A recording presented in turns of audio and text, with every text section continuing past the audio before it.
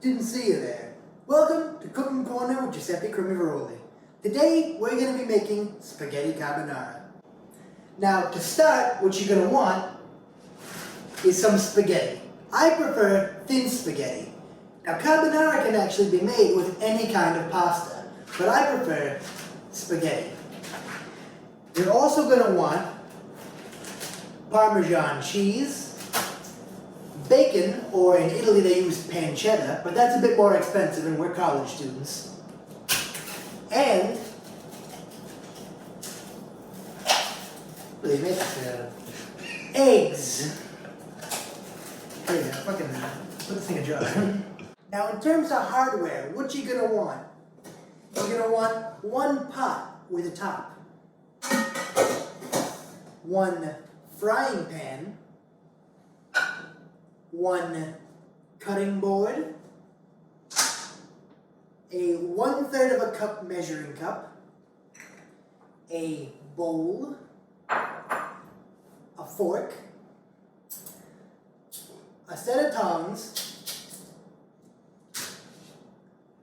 a knife, and a strainer.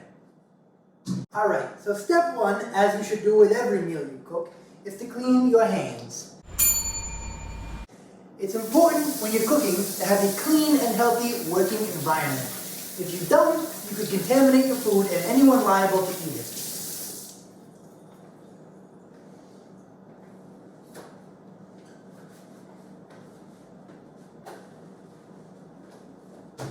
Step two. What we're going to do is we're going to put the water up to boil. Now, you're going to want to start with this step as it's the most time-constraining step of the entire dish. You're also going to want to put some salt in the water, not to make it boil faster, but to season the pasta.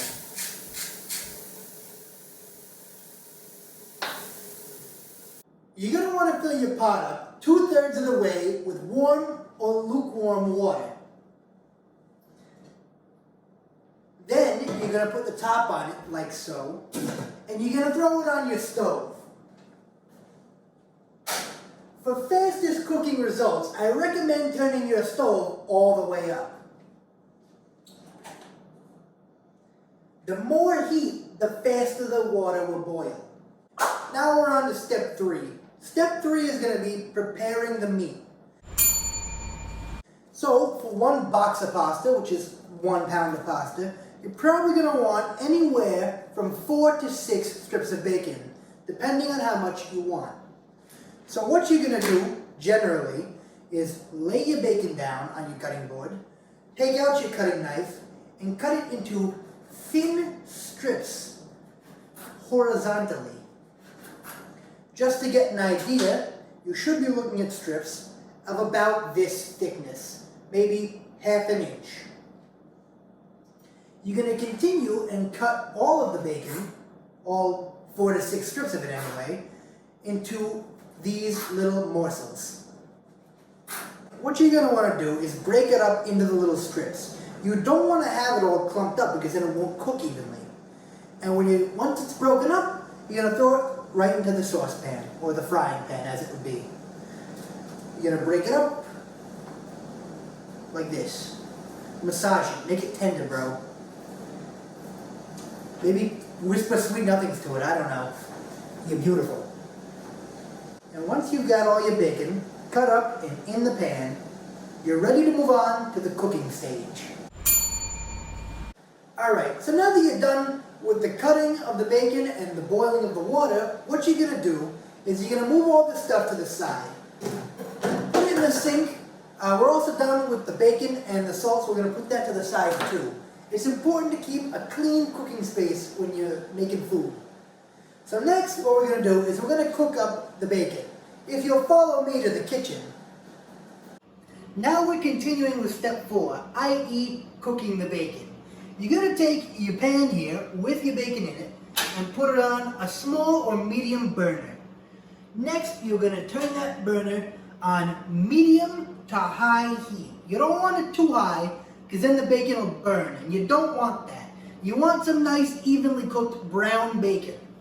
You also don't want it underdone, so having it medium This stove goes from low to high with numbers intervals of 2 through 8. I've got it right now on about 6, 6.5. So, click the tongs together to make sure they work. And we'll start stirring up the bacon.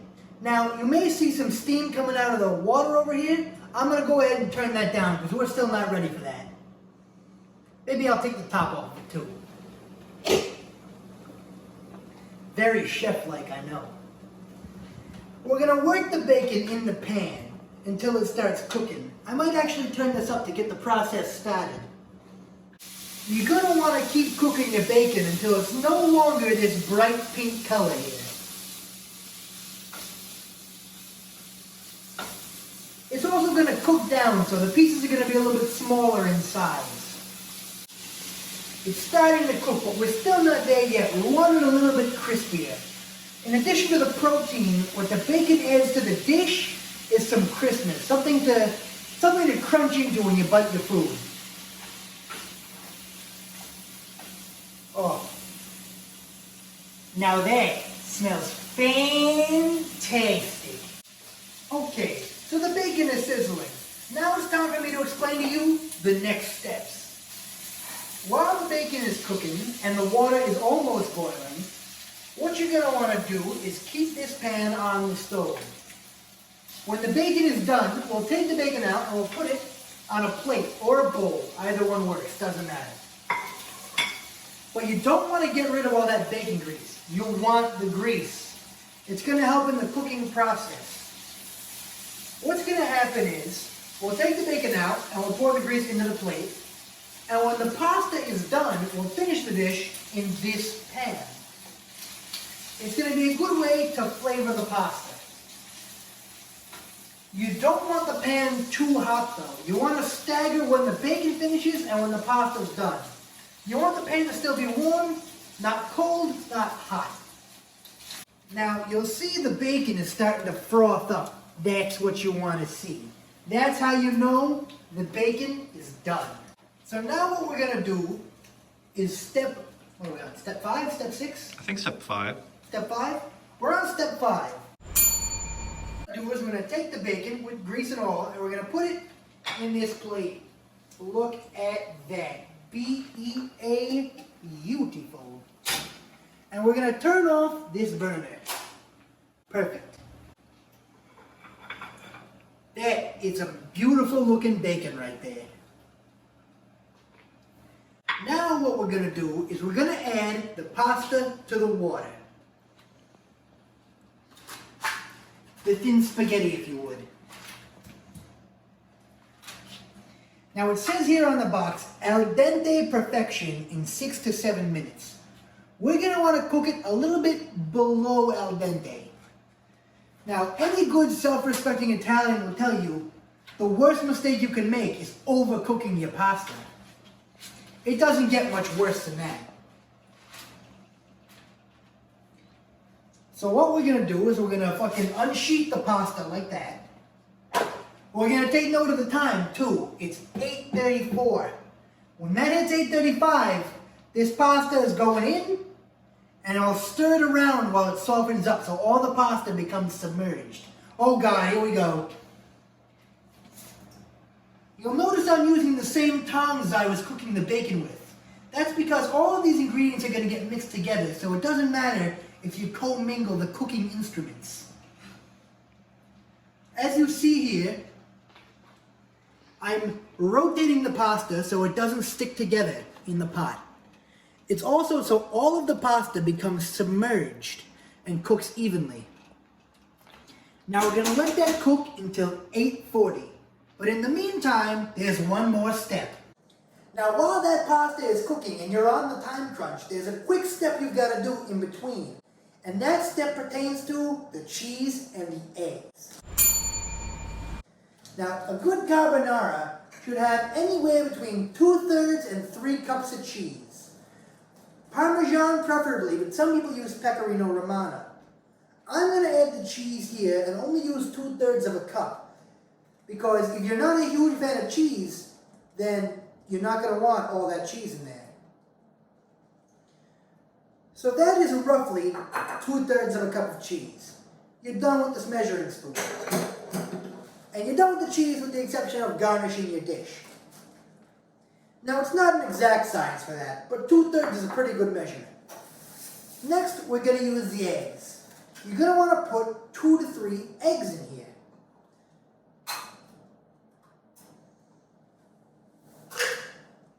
Like that.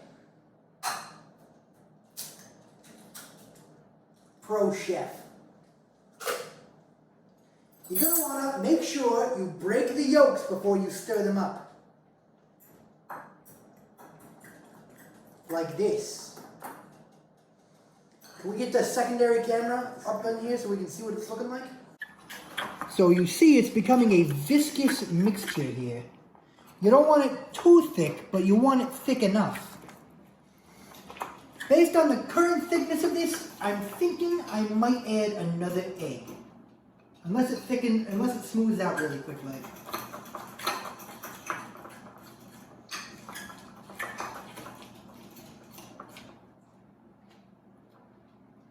Some good plopping right there. I think I will add that extra egg.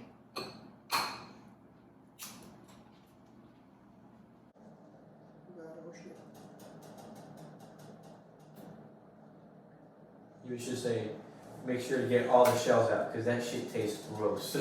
Nobody likes crunchy eggs, so make sure to get all the shells out of your mixture. It's just about time that the pasta is ready. So now that we've completed this mixture in its viscous nature, you'll see the final result here. We're going to check the pasta. It should be a yellow color, and it should have this consistency. Now to tell, what you can do is you can take your stirring utensil and turn it like this. It should come off in thick plops. Perfect. You'll notice the time has reached 8:40. That means we're going to use these tongs to check our pasta.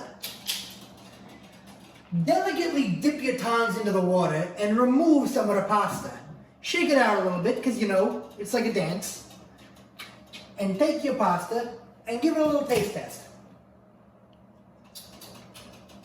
Bon appetites. Delicious. Cooked to perfection. What we're going to do now is we're going to turn the pasta off.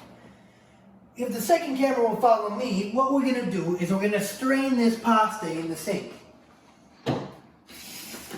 Using this strainer. Now carefully drain the water out of here and try not to get hit by any of the steam because that shit's hot. We're now done with that pot there. Take your pasta. Oh, we got a straggler. Take your pasta and shake it to get all the water out. Like so. Losing some strands, but that's okay. Now, we're going to take this pasta that is mostly cooked and we're going to put it in this pan. Now, we're really on a time crunch here. So you got to pay attention to this next bit. You're going to add the bacon and the grease right back on top, like that. You're going to grab the tongs and start stirring it up. Like this. Grab in the middle, and while you pull up, twist. Now this is the point in time where you're going to add this egg mixture, but you got to know that timing is key. Once I add it, you got to stir things really fast so the eggs don't scramble. Otherwise you're going to get scrambled egg spaghetti. And that's more of a breakfast dish than a fucking dinner dish. You ready? Here we go. We're going to add the egg mixture. And we're going to start stirring this so it doesn't cook together. And what's going to happen is, it's going to make a sauce on the pasta. A creamy egg and cheese sauce that will go nicely with the saltiness of the bacon. Oh, it's looking good right there. A little bit of this not covered yet. We'll get it in there.